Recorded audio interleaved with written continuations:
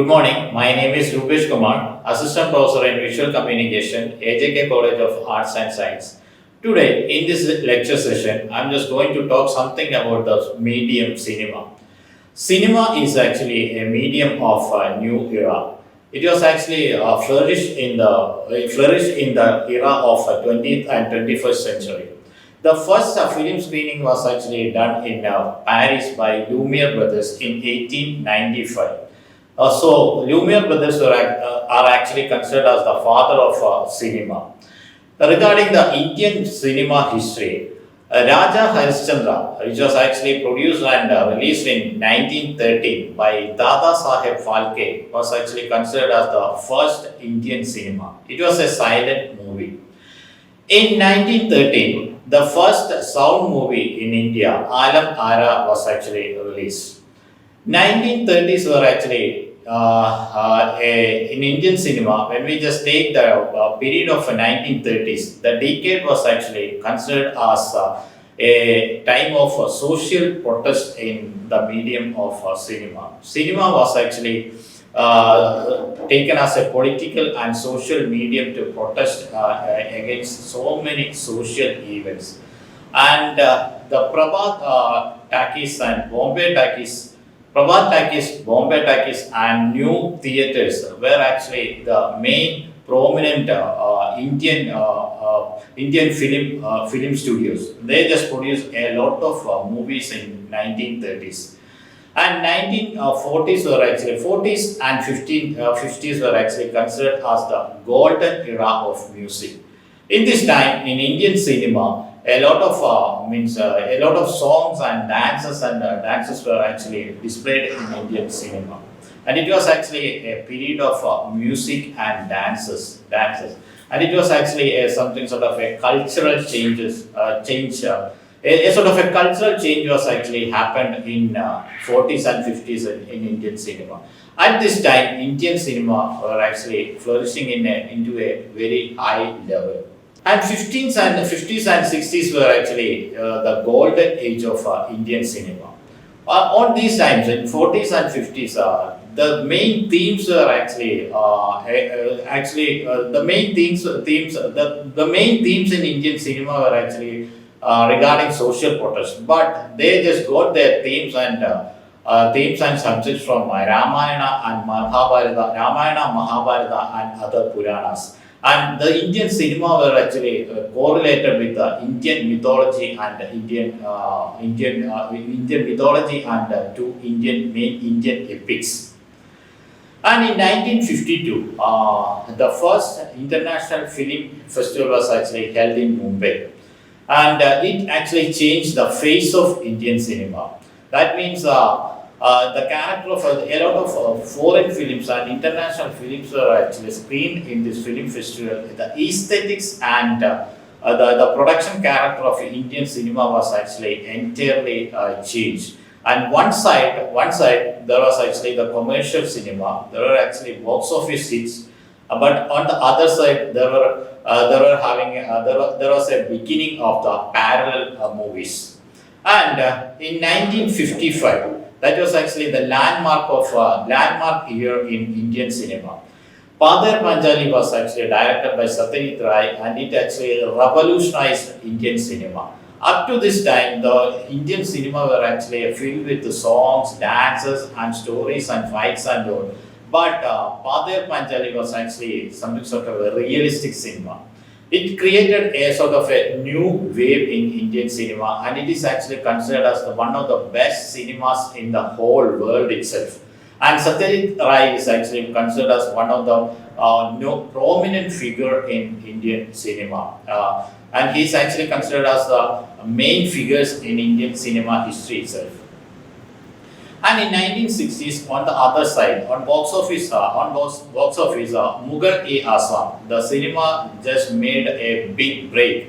It was actually one of the best, and it was actually one of the first box office hits in Indian cinema, and it was actually viewed by a large audience.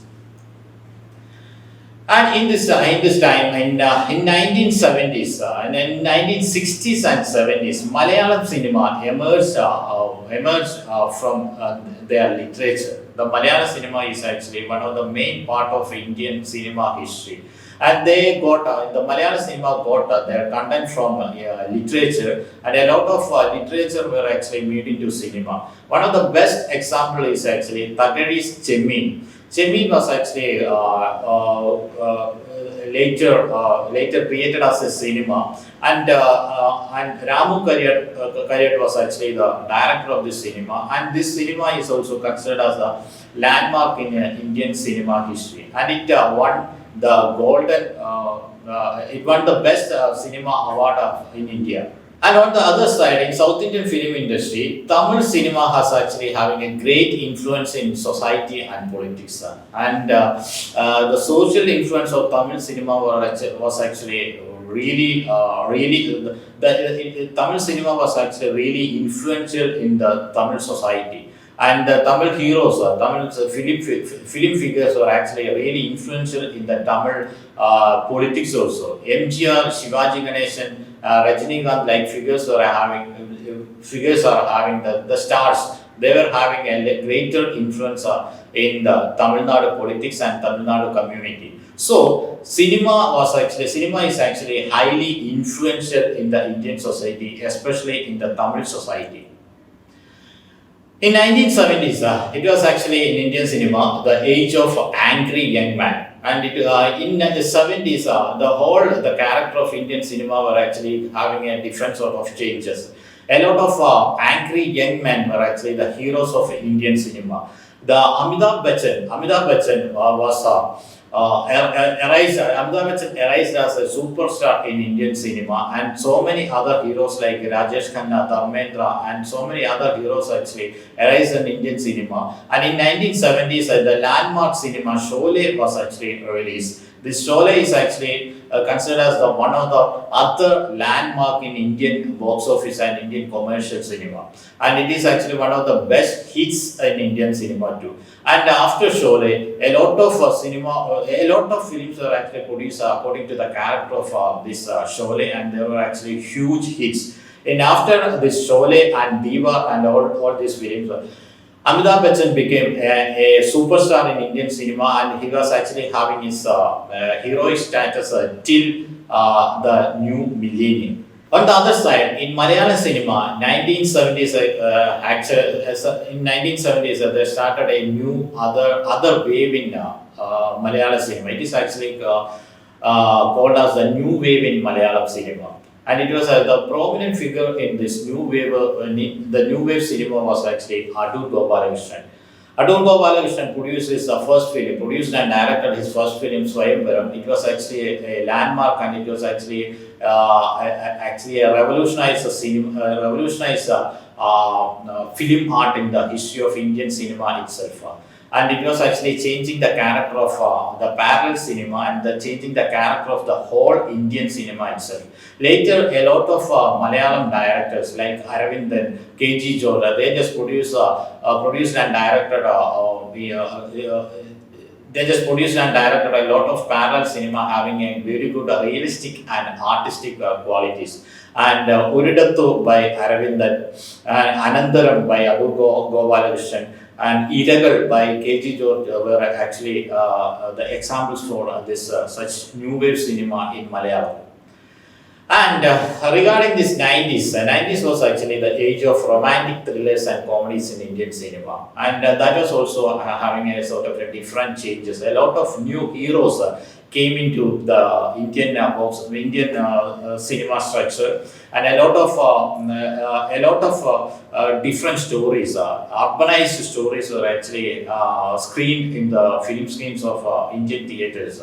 Earlier, it was actually having, as I said earlier, it was actually the cinema were actually having the character of telling stories from Puranas, Ramayanas, and Mahabharatas and everything. And later in 70s, it was actually the stories of revengeful, angry young men. And later, and the 70s also, they were actually telling something sort of stories from villages also. In 90s, it was actually having the cinema, in the Indian cinema were actually having some sort of a different social changes. We are actually talking about the urbanized youth and their problems and their stories are actually screened in the Indian theatres. In 90s, 80s and 90s, there arose a lot of new heroes and acting figures in Indian cinema. Kamala Hassan, Rajinikanth in Tamil, and Mammootty and Mohanlal in Malayalam, and Chiranjeevi in Telugu. They were actually the prominent acting figures in Indian cinema, and they were at the same time they were actually the pillars of commercial cinema, and they were stars, and at the same time they were considered as prominent actors in Indian cinema, and they influenced their influence. They were actually prominent figures from 80s to the next 3 decades, and they just influenced different generations of audiences. And in new millennium, the whole character of cinema has been changed in India and around the world. It was actually a lot of Hollywood films were at that, and after 90s, after globalization, a lot of Hollywood cinema were actually released in India, and it was screened all over India, and a lot of different new channels other than Doordarshan were actually displayed in the, there were actually a emergence of a lot of new TV channels in India, and the aesthetic and the cultural outlook of the visual communication or the visual media was actually entirely changed, and it was actually entirely changing, and that was actually the character with the cinema also. According to the change of this visual culture, and after this globalization, and after the influence of Hollywood in the Indian society, the character of Indian cinema has been changed.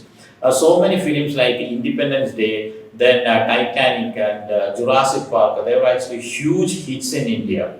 And in the new millennium, the old film style shooting, the shooting in film was actually really became a history, and later the cinema was actually digitalized. And it was actually really easy for the filmmakers to come up with a lot of different new subjects, and it was actually on the economical point of view also, the digital cinema was actually helping the filmmakers to create a lot of new visual cinema patterns. And in the new millennium, in Indian cinema itself, a lot of new big budget science fiction movies were actually produced and directed by the Indian filmmakers. The films like Indiran and films like Indiran is actually one of the best examples of science fiction and big budget examples of science fiction and big budget movie characters in Indian cinema. And after that, in the new millennium, the cinemas are high, budget has actually become so high, and people were ready to invest in so many big budget films, and it was actually becoming big hits in Indian cinema. And the entirely technologically, culturally, politically, and in artistic manner, the Indian cinema was actually having a different sort of change in the new millennium. So this is actually, and one of the other thing regarding the audiences were actually Indian cinema were having a lot of global audiences, regardless of this Indian audiences, and in Indian in the country India, they are having for Indian cinema they were having a lot of audiences in Pakistan, Middle East, UK, America, and all over the world. In so many countries, Indian cinema were actually having screen, and that helped in the economy of Indian cinema, and the Indian cinema were actually grabbing a lot of money from all over the world. And one other positive thing regarding the Indian cinema was actually so many Hollywood producers, production companies like 20th Century Fox, Warner Brothers, Sony Pictures, they just started investing in Indian cinema. And this Indian film industry is actually considered the biggest film industry in the world. Almost around 20,000 almost around 2,000 films are actually produced and directed in Indian cinema history. In Indian cinema industry. And it's more than Hollywood. It's more than Hollywood. And the Indian cinema industry is actually having it's a grouping, or it's consists of so many different languages like Malayalam, Malayalam, Tamil, Telugu, Kannada in South India, and Gujarati, Marathi, Hindi, and Hindi, Assamese, and Assamese, such languages in North India, and it's a combination of different cultures, and it's a combination of different languages. And cinema, when we just consider about a cinema, or when we just consider about the medium as a film or a feature film, it's actually a combination of fantasy, fiction, reality. A lot of different aspects are actually compounded together to create a cinema. So we can't say some one single topic or theme is actually in cinema. A lot of different themes and different sort of ideologies and different sort of thinking are actually it's actually the pattern means a lot of different sort of cinema is actually a combination of fantasy, fiction, reality, dreams, and everything. So when we just say something about discuss something about thematically about cinema, we can't stick on to one single theme for cinema. And one other thing, in the new era, the character of audiences are also being changed. There are like a lot of global audience for every sort of cinema. When we just do a cinema, when in the era of OTT platforms, a Tamil cinema can be screened in the OTT, and it can be viewed by a lot of different audiences from around the world, other than Tamil people or other than Indian people. By subtitle, all the people in the means like around the people from any culture, people can watch any sort of movie. So regarding or when we just consider the Indian cinema, other than Indians, nowadays in the OTT platform, a lot of other culture people are actually watching Indian cinema and the cinema around the world.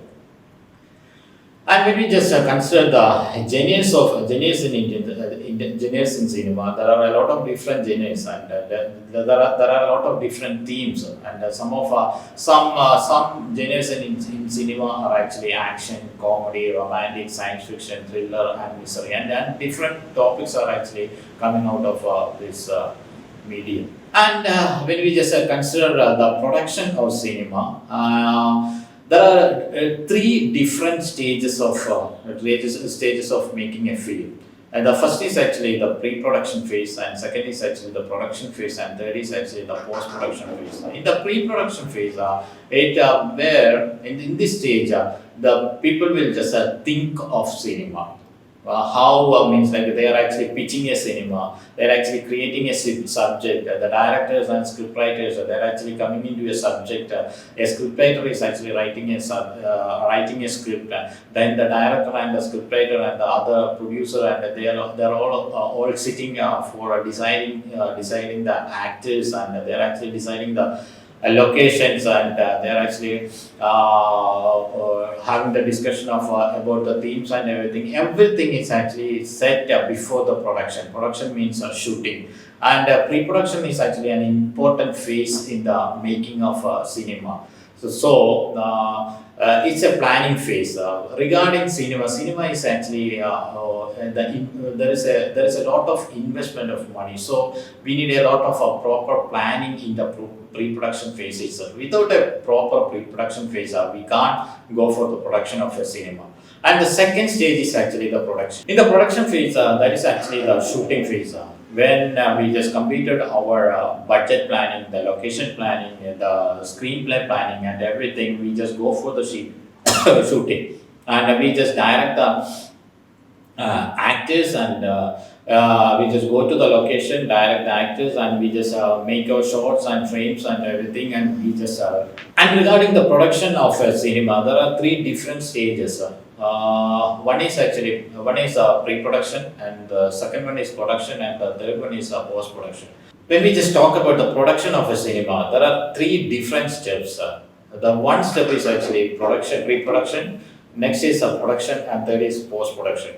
In the pre-production section, the filmmakers are actually planning what we need to do for a production of a film. they are actually discussing the scripts, they are actually discussing the story, then they just discuss about the screenplay. The screenplay writer will write the screenplays, and the production team will having their planning on their location, budget, and everything. And before the production, the shooting of a film, we need to have a complete planning of what we are actually going to do in a production phase, in the production phase. There should be a clear-cut planning, because it is having, the cinema industry is having a lot of investment, money investment is there, and we can't spare a single money. It means like the loss of money will be means like it's not at all going to be a good thing for the cinema industry. So everything, the story, the screenplay, the actors, the locations, and the cameraman, everything is actually decided in the pre-production phase itself. And if we got a very good pre-production planning, the cinema industry, the cinema production will be having a very smooth running. And the next phase is actually the production phase. In this production phase, it's actually the shooting of mainly the shooting of the film is actually happening in the production phase. First of all, the film crew will go to the locations or studios, and the actors will act in front of the camera, and the lighting, and the camera, the direction, the acting, and everything is actually done, and the film is actually produced, and it is actually being filmed in the production phase. And the most creative and the important phase is actually the post-production phase. In the post-production phase, we got this editing, audio mixing, and graphic designing, the graphics, titling, and everything is actually done in the post-production phase. And the editing is actually done according to the screenplay, and the coloring and everything is actually done in the post-production phase. And in the post-production phase, at the end of the post-production phase, the film will be ready for screening, and the film will be ready to marketing, and ready for marketing, and to be viewed by the audiences. And that's actually the three different phases of production in the cinema. And after this post-production, nowadays we got social media marketing of different types. Means like social media marketing, other marketing in the YouTube and Facebook, Instagram, and everything. And then the film is actually screened in theaters and OTT and everything. And in the new era, there are a lot of different platforms where cinema can be screened. One is actually theater, the second is actually OTT, and later in a lot of digital platforms, the films are actually being screened. And besides this, when we just talk about the cinema, there is actually another department. It's actually not at all. It's not a part of a film production. It's actually an entirely different spectrum. That is actually film criticism. There are a lot of different people who are actually studying, and they are actually studying about cinema. They just do the criticisms of cinema. They'll be having film reviews, and they'll be having a theoretical discussion on every cinema. Means like about the direction, the scripting, the coloring, the sociological character, the ideological character, the political character. Everything will be discussed in the film criticism and film reviews and all. And these are actually studied material, and these are actually done by the means like the intellectuals, and who are actually really studying deep on cinema, and university intellectuals, and the student who are actually studying in colleges and universities, and they are actually doing this film criticism and film reviews.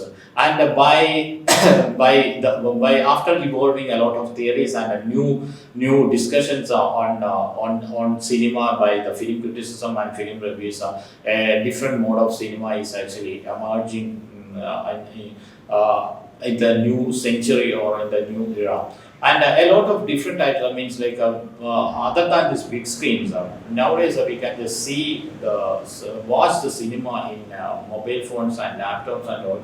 And a lot of different other forms of visual culture is actually evolving nowadays in social media, small videos, reels, and TikTok videos, and so many other platform videos are actually changing the aesthetic and cultural and political characters of cinema. Nowadays, the film industry people, the film directors are actually looking at these new evolving visual garments to create a lot of different new subjects and themes and politics and ideologies in the making of this great medium of a new era, that is cinema, film. Thank you.